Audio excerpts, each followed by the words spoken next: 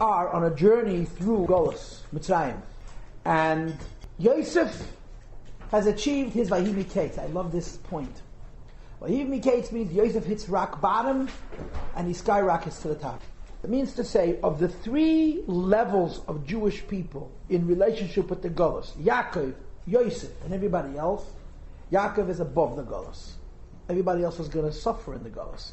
And Yosef is going to be a king in the Golus. How does Yosef achieve that status of being a king in the exile? Miketz. He handles the most extreme negative of Golus with such emunah, with such appropriate responses, that it catapults him, it rockets him to becoming a melech. Then we get to the parsha. The parsha, of course, discusses, amongst other things, how Paltiel has dreams. We talked about the significance of dreams. We talked about the particulars of the dreams, and how Yosef's giving the Pharaoh interpretations of dreams is not just offering him an opinion, but the interpretation of the dream is a part of the dream itself, as you may recall in the last class that we had. And now we move through the parsha.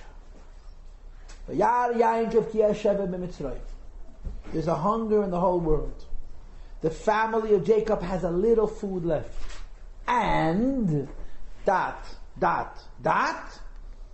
family of Jacob is intent on reacting as their ancestors did.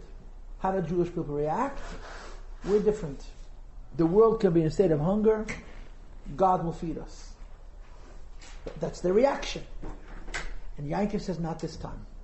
It's true, this has been our past. This happened to Avraham Avinu, this happened to Yitzchak Avinu, this happened to us. In earlier events, the whole world was in a state of tzarus and famine, and somehow the Eibishter provided for us, in a way naturally, in a way with miraculous intervention. But this is different. This is Golus. So Yaakov discovers the Golus at this point. He says to his children, this is different. Lama Tisro. This is no longer a case where Jews are special, and even when the whole world suffers, God will personally provide for them. Jews are still special, and God will provide for them, but through the Goy, through the intermediacy of the non-Jew, the Gentile. And if you remember the way that Rebbe explained it in the Sikh, is all of the wisdoms of the world are found in the Torah. But not always can we find all the wisdoms in the Torah directly. In better times, you can find all the wisdoms of the world directly in the Torah. In Golus times, you find the other wisdoms, which although rooted in the Torah, come to you from secular sources. It's a trademark of Golus. And that's the story. There's a little food left. There's not a lot of food left. A little food left. And the Shvatim aren't worried. They listen. God always treats us different than everybody else. He'll treat us now different. Yaakov says, you're right, He will treat us different. This time, the blessing, the bounty of God has to come to us through the non-Jew, because this is the beginning of Golus. So if you could say that Yosef's turning point is the moment of Vayhi Miketz, Yaakov's turning point is Vayayankov Ki'eshevet. Yaakov senses the beginning of a Golus which he himself will not be a part of. A Golus which he himself is above. But he's educating his children, and he says to them, in Golus, Jews are special. But it's complicated. And because in Golus, Jews being special is complicated, we get what we get from God through the non-Jew. You've got to go to Egypt. You have to go meet that man. And of course that man is Yosef. So they go. And they come through 10 gates, Rashi tells us. They're looking for Yosef outside. They go to look at all the slave markets. Does anybody have any ledgers, any records from the sale of slaves from 20 years before, or something like that? 12 or 13 and 7, 19 and 20 years earlier. And I don't know what they find, but they certainly don't track down Yosef. By the time they arrive at the palace, Yosef knows they're there, and he's expecting them. Because he knows they wrote their names on, they came in through 10 gates, all this looks very suspicious, and it works directly into Yosef's hands. Why?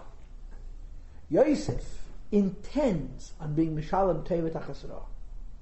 Yosef intends in doing really another thing which is in kind with his personality, which is to react correctly. What does to react correctly means?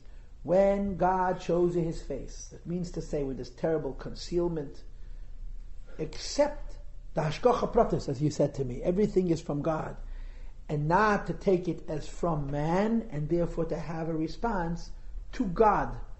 His brothers sold him into slavery. No, God did.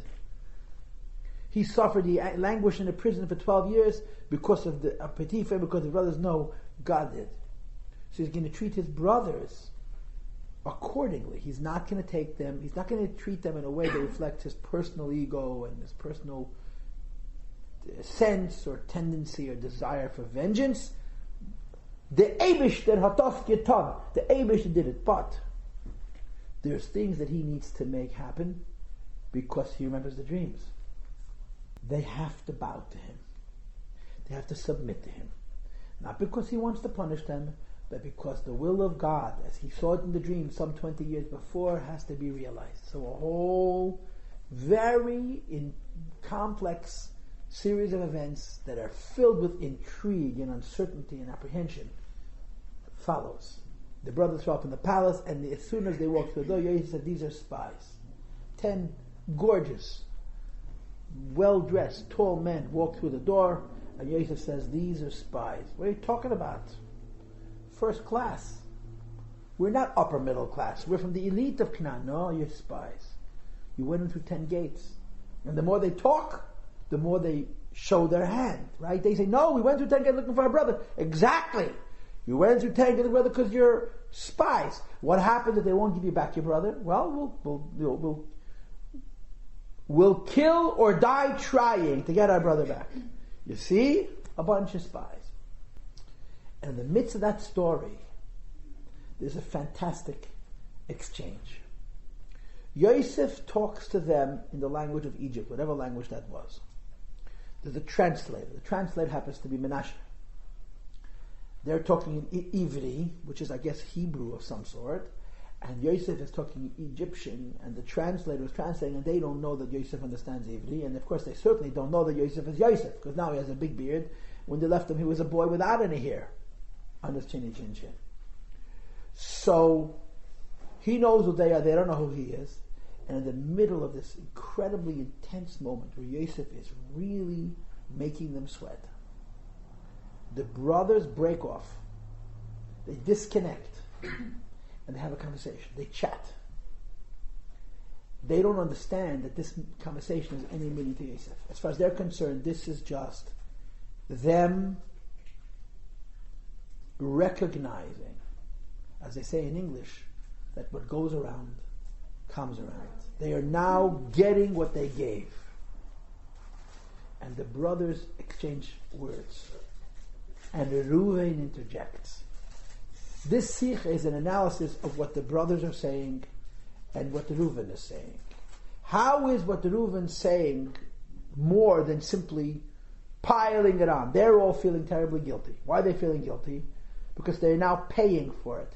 They see this event as payback. They don't know how it's going to end. They may all end up in jail. They may all end up dead. You say, remember our brother? We showed him no pity. So God is showing us no pity. And Reuven adds insult to injury. This sikh wants to enrich this entire conversation. And specifically, what is the difference between what the brothers are saying and Reuven's correction? And it's a delicious sikh. It's a really wonderful sikh. It happens to be a tshuva sikh. But we are going to learn this not as a tshuva sikh, but as a chumash sikh. The brothers acknowledge what they did and how they're paying for it. And Reuven says, you guys got it wrong. You have it wrong. And let me tell you how it's supposed to be. So let's begin. You know how we do this. We do all the underline. I actually underlined some things that I want to skip, but let's go into it. They're standing right in front of Yosef. Now they think he doesn't understand Ivri. And they sort of disengage from their discussion, and they murmur amongst themselves. And they're not murmuring amongst themselves, okay, how do we get out of this mess? They're murmuring amongst themselves, you see, we're going to pay now. Avo, it is correct. That's how you translate the word avo in this case. Ashem emanachnu, we are guilty, alachina for our brother. Listen to these words. Ashera'inu b'tzaras nafshe. We saw the terror in his eyes. We saw the fear, the desperation. He begged, please, don't do this. We didn't listen. A man is pleading, please don't do this to me. Don't make me a slave. Al Kain boy, we're now suffering. Vayan Reuven Esam, and Reuven says, no. Now when you read it, it almost sounds like pouring salt on a wound. Imagine a person did something terrible, and he's feeling bad about it. And someone else comes and, you know what, you're right, you're talking a miserable bum. That's helpful, huh? Have you had that experience? Did I not tell you, Leimer, whatever Leimer means, Al Techtu Bayelid, don't sin in the lad. V'lei Shmatem, he didn't listen to me. V'gam Domehin in Yiddish, now his blood is being collected. His blood is taking vengeance, if you will. And this whole Sikha is revolving about one principle, that the Reuven was not passive-aggressive. Reuven was not codependent. Reuven was not piling it on. Reuven was correcting them. The brothers conceded something, and Reuven says, excuse me, people, there's something deeper here. That's what the Sikha is. What are the brothers conceding, and what is Reuven qualifying? So we read second column, still page 198. Kasher ha'achem hebiyu. When the brothers acknowledged, rak hakoras hashmos, they simply acknowledged their guilt, and they said, asher hi hasiba l'tzarosam, this is the cause for their tzaros. And what they were doing is, here they are in a terrible situation, and they're saying, this is God's fault. This is not this madman's fault. This is God's fault. Now, why is God being so mean to us? And the answer is, we earned it. He's a God of loyalty, of trust. There is no wrong. Tzaddik, he's righteous and he's fair. In other words, the brother said, we deserve this. And what does Reuven say? Not enough, people. Yeah, we deserve it. But you know what else? Reuven is not just piling it on, he's adding. It's not enough to simply say, Hashem atah, that God knows what he's doing. Reuven is saying, okay, we did a terrible thing, right? We all agree. We're now paying for the terrible thing. But that's not enough to simply acknowledge our deservedness of this suffering. We need to correct it. We need to do tshuva. Reuven is saying to his brothers that this tzara is not only coming because they earned it, but it is bichdei sheyashuvu, that you do tshuva. So the brothers say, we deserve this. And Reuven says, this is a lesson. Fix it. Right? That's the first level of this exchange between Reuven, the brothers, and Reuven. Turn to page 200. Bottom of the first column. Now girls, I usually read all of the underline. Now I'm skipping. Go to the Dalet, okay?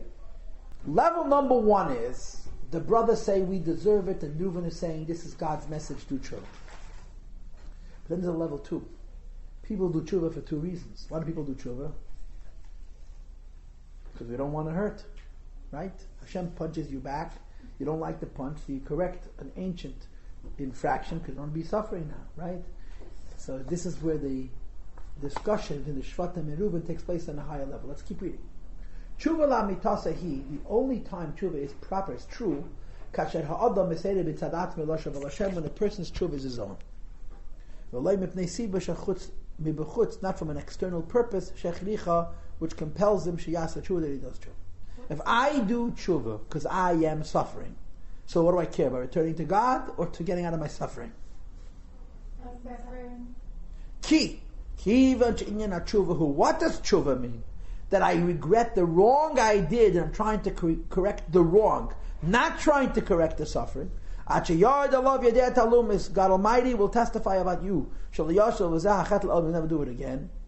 Hare argues the Rabbi, I'll say, if I did tshuva because I don't want to suffer, so is it tshuva that I care about? If I'm doing tshuva, I shouldn't suffer. Once the suffering passes, I'm likely to sin again. Tshuva means I'll never sin again only when I'm correcting the sin because it's a sin, not because it brings me suffering. And this is what Reuven says to the brothers. Next column, bottom of page 200. Amiras hashvat. When the brothers say, Aval, it's true. Hashem manachnu, we're guilty. Al kain boy lenu atara, this, we're therefore suffer. Top of 201 now. Umayne Reuven, and Reuven says, no. I told you not to sin. It says the Rebbe as follows. Amir as hashvatim, when the shvatim say aval Hashem manachnu, we're guilty. He omnam inyan shel tshuva. Not like before that it was justifying why they're suffering. It was actually an event of tshuva, ve'esvades alachet, and a confession. Aval tshuva zu, but the only reason they're doing tshuva is teitzah me'atzara shaba aleim. They're doing tshuva because they don't want to suffer. So is it the sin that's bothering them or the suffering that's bothering them? Ve'ein be'eseder tshuva kazu heichacha. This level of tshuva doesn't prove shareitz elastis tshuva, that a person wants to do tshuva, which means ve'lashav mechatov, and to return from a sin and never sin again. It's free will. They're doing tshuva, so they don't want to suffer. So they care about tshuva, they care about suffering. Second column, page 201. As Reuven says. The Shvatim are doing tshuva, but they're doing a conditional tshuva. And Reuven says to them, I told you not to sin. Reuven. Reuven is the one who introduced the method of tshuva to the world. He teaches his brothers the path of true tshuva. And what is the path of true tshuva? When a person does tshuva because of his tzaddis, that's not real tshuva, because it's not the aveda that's bothering me, it's the suffering. It's not true tshuva. Ella, what is true tshuva? They have to remember and to recognize what he told them, kol azman, the whole time. Don't sin l'shmaitim. Claim it. They must do tshuva, machmat etzem hachet shehiz bilhemot, because of the sin itself, and not because they're now suffering. So the same thing again. The brothers are not only acknowledging their sin, they're doing tshuva for their sin, but because they want the suffering to go away. And that's not how you do tshuva. You do tshuva because you did a sin, not because you don't want to suffer. Turn to page 202, and the Rebbe says one more level. The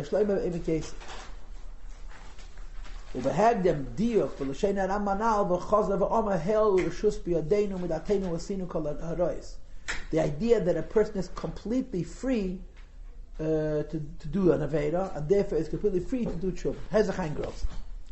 On the first level, the Shvatim are not doing tshuva at all, right? They're simply acknowledging their guilt. On the second level, they're doing tshuva, but it's a conditional tshuva. We're doing tshuva so the suffering should go away. And Reuven says, no, you have to do an ideal tshuva. There's a third level. Let's say the Shvatim are doing tshuva. And they're doing tshuva because they want the sin to go away. But they're also saying, INMF. What's INMF? INMF, a seeking government agency, someplace in the bowels of the CIA. INMF, it's not my fault, it's Yosef's fault. Okay, we're doing tshuva, and we're doing tshuva for the right reasons. But he did it. Says the Rebbe calls man sheyesh la'adam tiretz va'amasla litleis behem chetei. Anytime a human being has someone to blame for his sin. 202, first column at the bottom. Afilu b'dakas dakas, even if the excuse is very theoretical. Va'afilu makar shehu asham b'zeh, he's also guilty. El shechayishev shehayu gam ger mimacheirim she'eshpiyu v'viyu eisei sheyechta. There's other causes as well. Yitzchak was an obnoxious, arrogant little pipsqueak. Says the Rebbe, ein tshuva say shel ha'adam tshuva amit. It's not true tshuva. And what is true tshuva? Sheyirtze lazav v'risha, a person should want to abandon his evil. V'lashav al-Hashem, and to return to God be'emes, with truth, u'b'leisha, with full heart. Because he's not saying, yeah, I sinned, and I'm doing tshuva not because I don't want to suffer, but I had help. So Reuven says, no. Not only is it not enough to justify the suffering, you have to do tshuva. Not only is it not enough to do tshuva, you have to do tshuva for ideal reasons. But don't blame anybody but you. You sinned. Don't give me excuses. Yosef set you up. Yosef agitated you. Yosef provoked you. Because then you're demonstrating you don't have free will. If you don't have free will when you sin, you don't have free will when you're doing tshuva, and it's incomplete. Bottom of the second column, page 202. V'zehu gam bir dividu, whatever it means. I told you, and I've been telling you for the last 20 years. Al tachtu b'yel, don't sin in the lad. V'leishmatim, you didn't take heed. Meaning, neisef al zeh shaleim lasas tshuva. No more than have to do tshuva.